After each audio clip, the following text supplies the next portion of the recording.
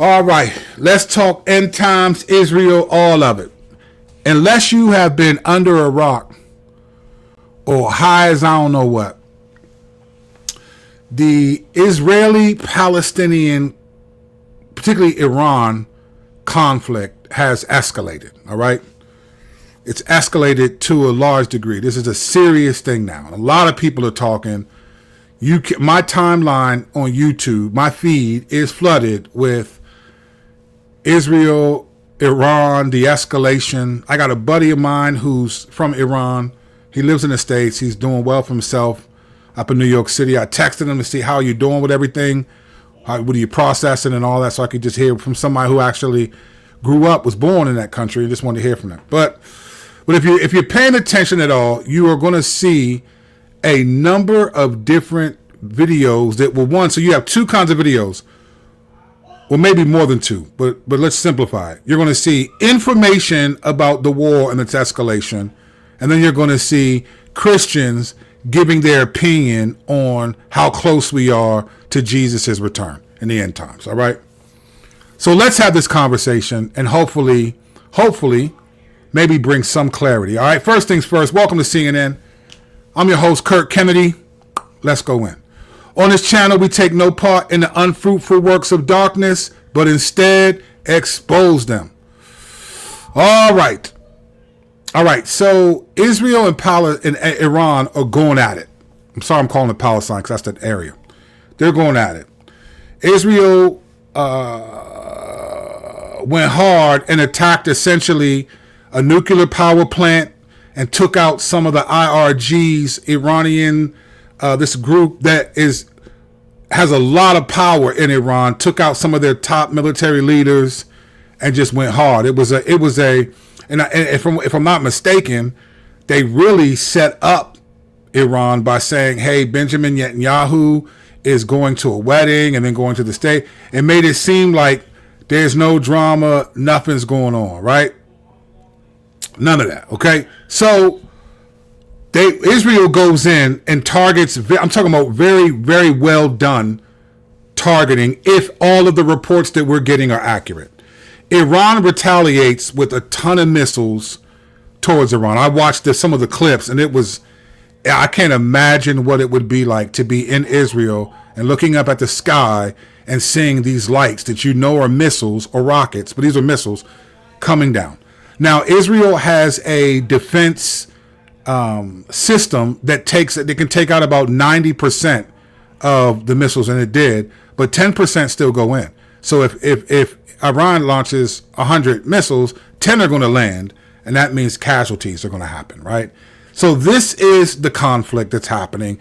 It started back in October of 2023 when Hamas, a group connected to Palestine and then to Iran through Hezbollah and all of them, where they basically went hard. They fired a bunch of rockets in Israel. Remember, they descended on like this it was like a music fest outside, and they took 251 hostages, they killed people. It was insane, right? And so Israel responds with just almost like a shock and awe joint where they go hard, attack the Gaza Strip, shut it down. Over 1 million Palestinians displaced out of the Gaza Strip. So there's all this, you got the International Crime Organization that's trying to say Israel is guilty of crimes against the nation. You have all this division. We had all the people that were posted up at colleges and campuses all across the country. All this stuff was happening, right? So we've seen this escalate. So what Israel did in attacking Iran, and now Iran's response back to it, is basically part 3 of this sort of recent war, right? This recent war. Now, keep in mind, these two haven't had this kind of conflict maybe since the 6-Day War in the 40s, where Israel reclaimed Jerusalem. Maybe since then, maybe around then. Depends on who you ask. All right. Now, with that, that's just the most I'm going to give you other news, because I want to move on to something that's more pertinent for those of us that believe. All right. So since then, you have this war is incredible. And you have now what I would call the unnecessary war. Another war happens, which is the war of end times exemplarianism, right? Where everyone's trying to prove that their end times position is the most exemplary. Now, typically, most people, the most popular end times position is that of what we would call dispensationalism, right? Dispensationalism, premillennium dispensation. That's what the rapture, right? That's the rapture, the 7 years of tribulation, 3.5 years, like this. So essentially, I'm not going to go through that because this video isn't really about the different end times positions. It's something else, but I'll just say this for right now, for those of you who may not be aware. So there's a eschatological end times position, eschatology. There's a position called dispensationalism, which has a literal hermeneutic, which will take promises that began in Genesis 12 about God promising Abraham to give these people a nation and a country. They extend all through different parts of the Old Testament, Ezekiel 37 and 38, some stuff in Daniel, the 70th week, the 69 and 70th week in Daniel, right? You get that. You get stuff in Zechariah, right? All of that. And then you get the Olivet Discourse in Matthew 24 with Jesus. And then you get viewing. So you get these literal interpretations of promises of restoration and land things that were given to Israel. And so it created this hermeneutic that basically sees Revelation as a 7-year period on earth where the church is raptured out, largely taken from a word that Paul used in 1 Thessalonians 4. The church is raptured out, right? And then the rest of the world has non-Christians and Jews, and all of Revelation is about what's happening on the earth while the church is gone, that we're raptured, right? Now, a lot of people will say that the way you know what someone's end times position is ironically not that. It's ironically what's in Revelation 19, which is the 1,000-year reign. It's called the millennial, right? The millennium. So depending on your position about the millennium, do you think it's a literal 1,000 years? Do you think it's symbolic, like Amel, like Reformed theology, John Calvin, and all of Reformed theology would say, hey, this is more the church age, the age of the church, right? Dispensationalists say, no, these are literal promises being fulfilled, that Old Testament ethnic Israel is going to be saved, the church will be gone, so forth, right? So there's all these hermeneutics. You got Romans 11, all these different things, right, come to this point. Well, you'll have different people explaining their position, but right now, even if you've never knew all of this stuff, most people are aware of the rapture because it's very a sensationalized position. Now, whether you think it's legitimate or not is not the point. It's a very sensationalized position that takes a literal, almost literal translation of what Revelation is, which can be decent, but it can also be problematic because not everything, it's apocalyptic literature, and it wasn't meant to be literal. It's meant to be symbolic in many ways. Now, there are times when it is literal, and we have to be honest about that. When you get to Daniel chapter 2, he has a vision of a statue, Nebuchadnezzar. Daniel gives him the vision, and Daniel essentially says, beginning with the gold head and the chest, and then the waist, and then the legs and feet, he explains to Nebuchadnezzar that this vision is actually kingdoms that are going to come after your kingdoms, right? So the Bible is clear that there are times when it's symbolic imagery that has literal implications. But that's when the Bible explains that it's actually literal. It's not just Nebuchadnezzar figuring this out of Daniel. It's clear that these are kingdoms. So after Babylon, the gold head, you got the Medes and the Persians come, that's the chest, and then you got the waist, and that's the Greeks, and then you got the legs and the feet and the clay feet, and that's the Romans, right? Then you get the rock that's cut out of a stone, not made by human hands, and that's Jesus and the kingdom, and the rock gets bigger and bigger and bigger, right? And destroy. That's reality.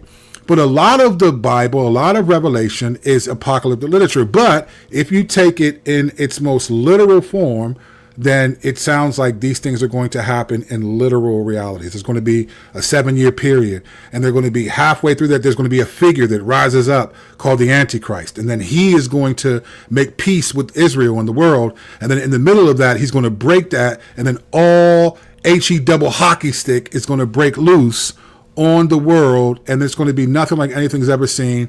And then Jesus will come and so forth, right? So this is a lot of the exemplary end times positions that end up being wars, right? You end up, and by war, what I mean is While that war is going on geopolitically, you have a war going on somewhat theologically, where people are trying to say that their end times position is it, and the dispensational one, which is the most sensational one, is very much the most popular position. That doesn't mean it's legitimate. I mean, doesn't mean it's the right one, but it's just popular, right? So we're seeing this a lot now.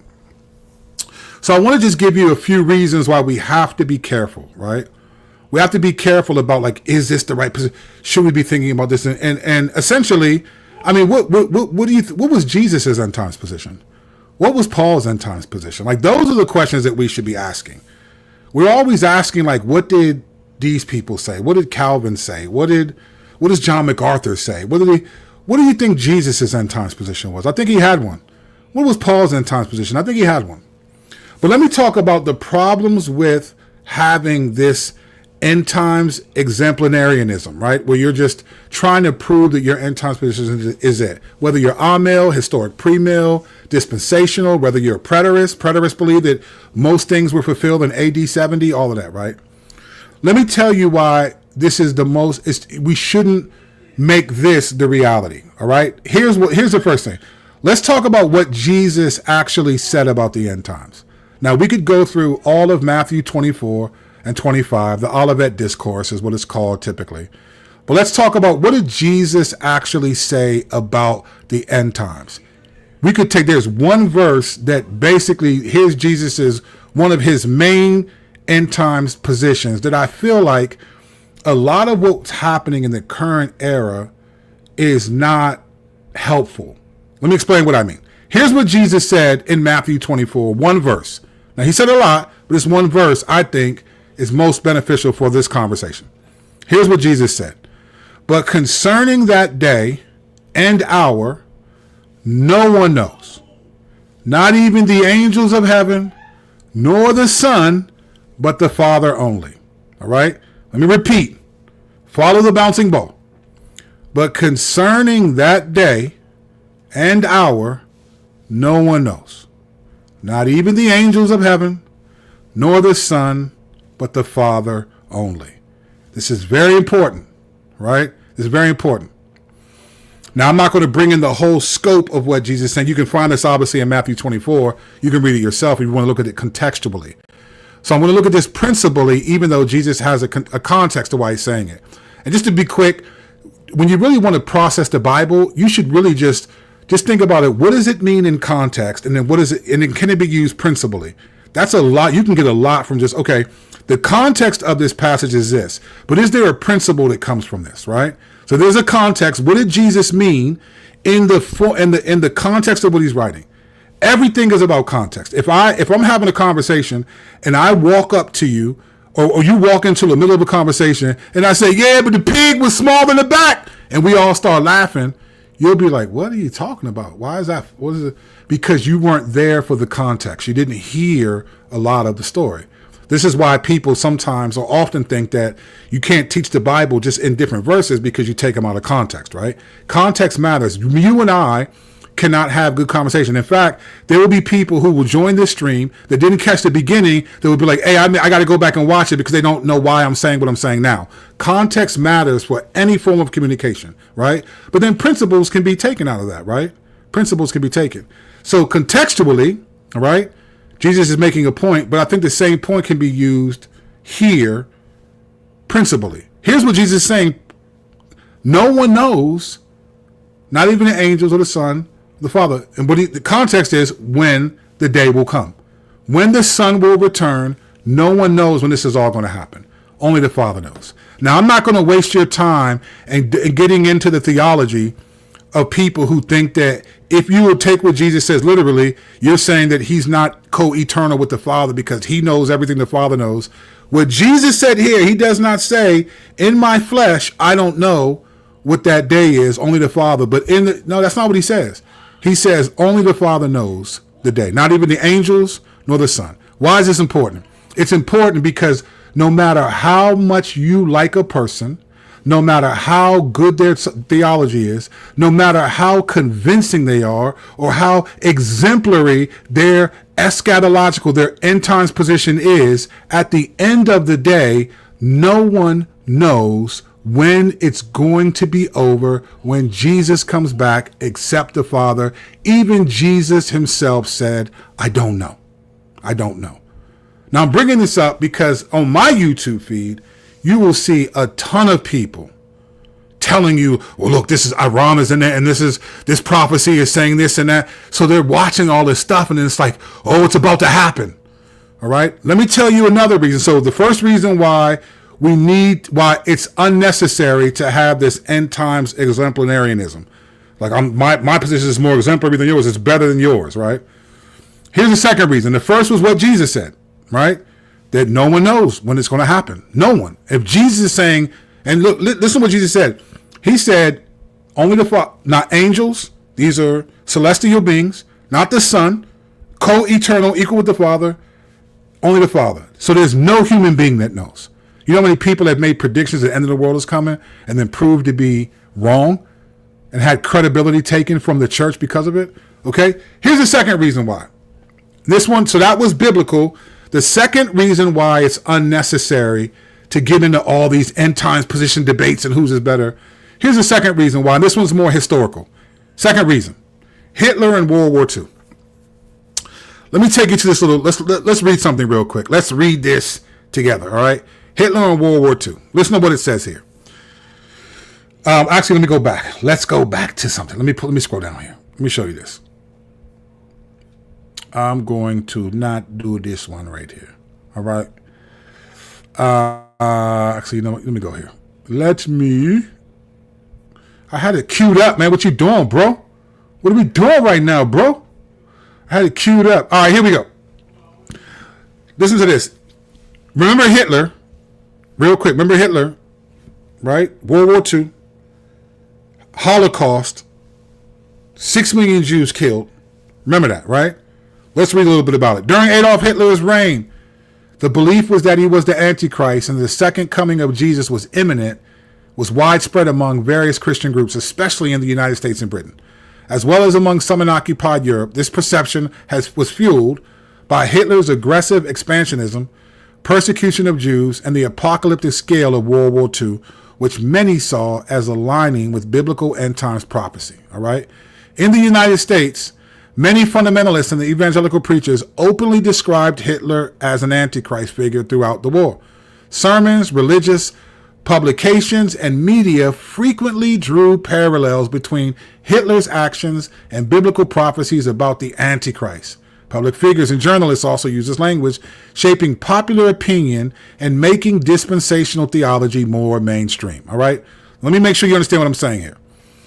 I'm not here saying dispensationalism is right or not. I'm not saying that. What I'm here saying is that in World War II, when Hitler was doing his thing in the world, you would be hard pressed for Christians to not think he's the Antichrist and Jesus is coming back any minute. Look at what's happening to the Jews. Look at how it's expanding, all of this, right?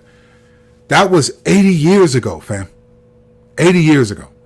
80 years ago, people would have been saying, this is the end. This is it. How can this not be it? We've never seen anyone rise to the power of Hitler and specifically attack the Jews and then was coming for the churches, right? So in the end times, right, Hitler in World War II would have made it, people would have thought that was it. But now we're 80 years later, right? So now Iran is fighting with Israel, right? I'm not saying it's not something to pay attention to or something to watch. But when you start pulling out, oh, this is it, look at this, look at this, look at this.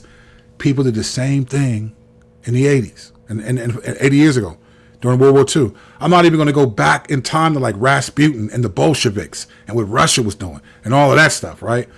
There's always reason to think this is it. This is the moment. This is it. This is going to happen, right? That's the reality. Now let's go one more biblical position, right? One more point about biblical. You know, like Paul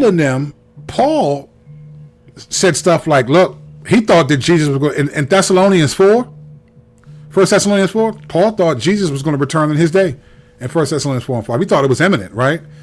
He even said, look, we are closer to salvation than when we first believed, right? So there was this sense of So when people are like, oh my gosh, I'm in World War II, you'd have been hard pressed for people not to think, man, it's about to happen. It's about to happen. It's about to happen.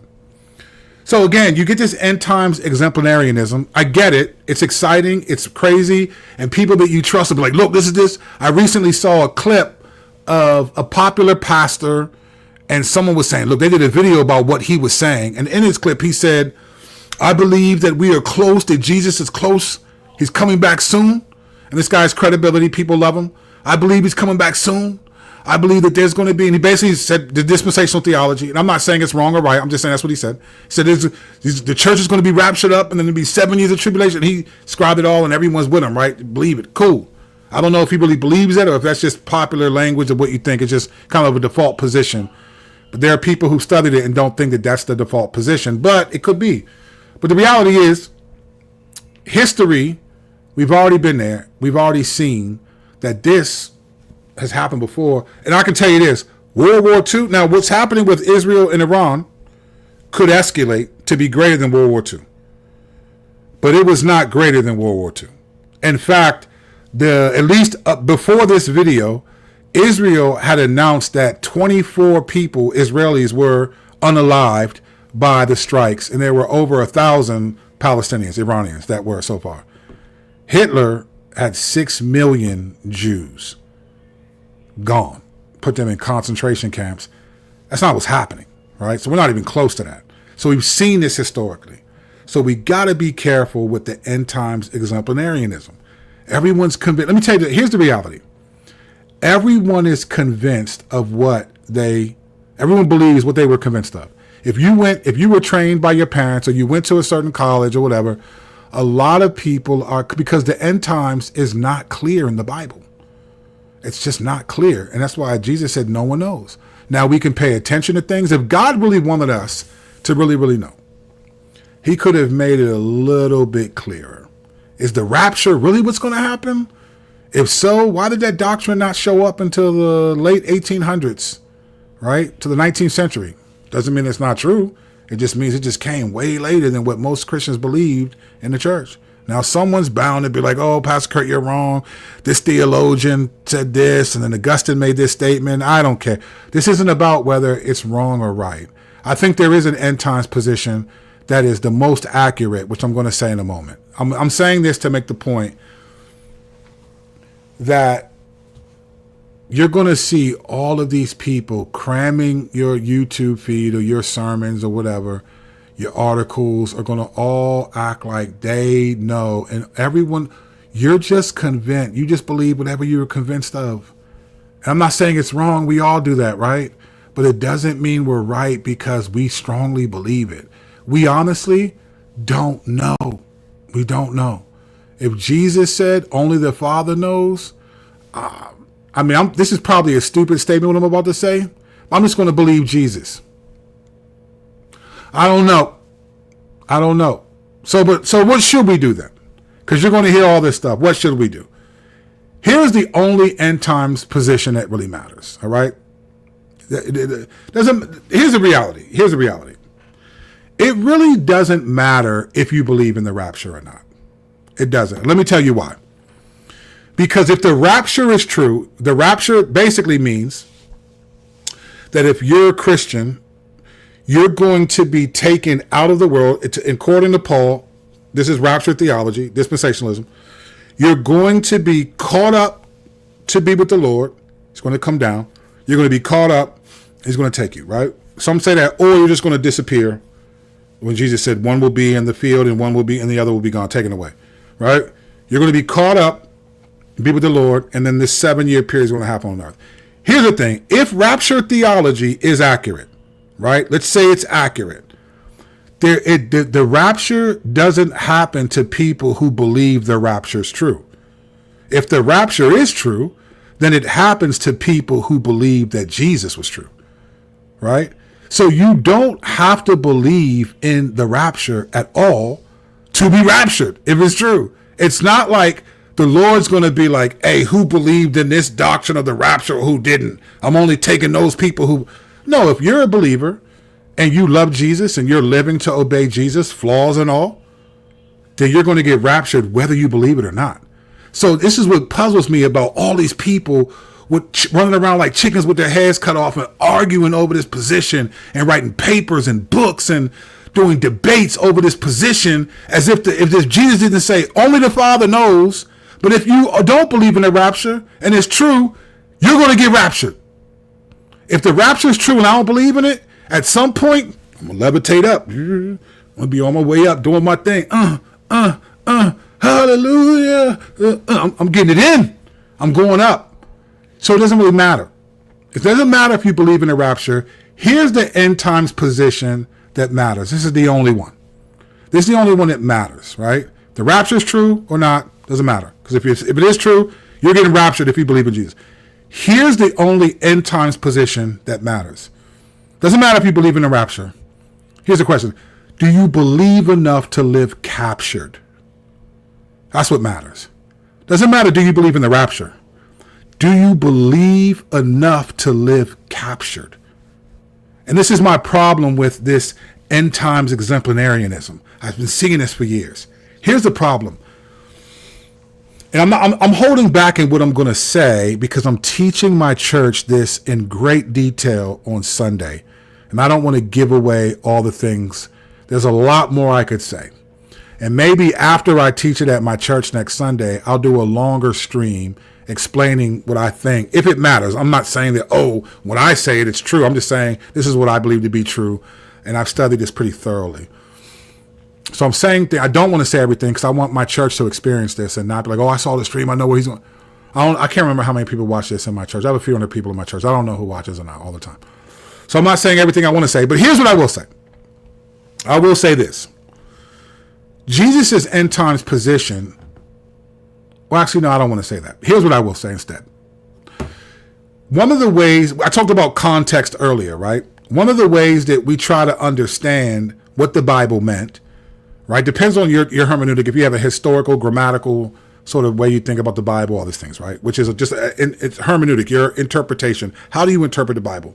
A lot of good theology, the good teaching has gone into thinking you want to understand how would the original audience have processed these words. I think that is the most faithful way to begin to understand what this text is saying, because you still have to exegete it for your context, right? One of the things I love about the book of Acts is like you get different gospel presentations. You get Peter in Acts 2 and 3 preaching from the book of Joel, like expositing scripture, right? You get Acts 7, Stephen. I'm looking at all this. You get Acts 7, Stephen, right? He's giving you biblical theology from Adam on up, then calls them stiff-necked people, and then gets killed, right? You get Paul. You get Philip in Acts 8, right? Teaching the Ethiopian eunuch through Isaiah 53. He's like, man, who's he talking about here, right? You get that. You get Paul in Acts 17, where he's giving you a very philosophical, cultural gospel. Even quotes Epimenides and another Crete philosopher that says, look, in him we move and have our being, all that, right? So there's different ways to understand these things. I love that, right? You get that all the day. So when you're talking about like what Jesus taught, what these guys taught, Jesus always taught, right? He always taught obedience now, right? Obedience now. Some things are about to happen and some things are going to happen ultimately, right? So obedience now would be, you gotta be ready right now. All these parable of the 10 virgins, all these parables and 25 and 26 are all connected to just being ready, because you don't know. It's going to come like a thief in the night, all that type of language. You got that? And then some of the things happened immediately. He would say stuff like, if that happens, then this generation will not pass until it sees these things. So a lot of theologians will say in AD 70, when the temple was destroyed, all these things were what Jesus was talking about. But then there's the return of the Son, right? And we just don't know what that. So the theology, the eschatology, the end times position you need to have is not, well, which one sounds more exemplary? Is it literal 1,000 years? Is it this? Is it that? It's, are you obeying the Lord more? Like what I think was missing from all these conversations, because I'm watching people actually sin against each other because they're trying to prove that their end times position is more exemplary. Here's the real question. If you truly believe that Jesus is coming back in any minute, then how are you living? Why are you arguing with people online about that position? Why do you care if people believe you or not? You better get that oil in your lamp and be ready, right? Like, we are to be people who are ready. When Jesus said, when the Son of Man comes back, will he find faith on earth? Like, this is not about like what position you have, because Jesus said only the Father knows. It doesn't matter. Now, some people will get offended at that and think it does because it affects.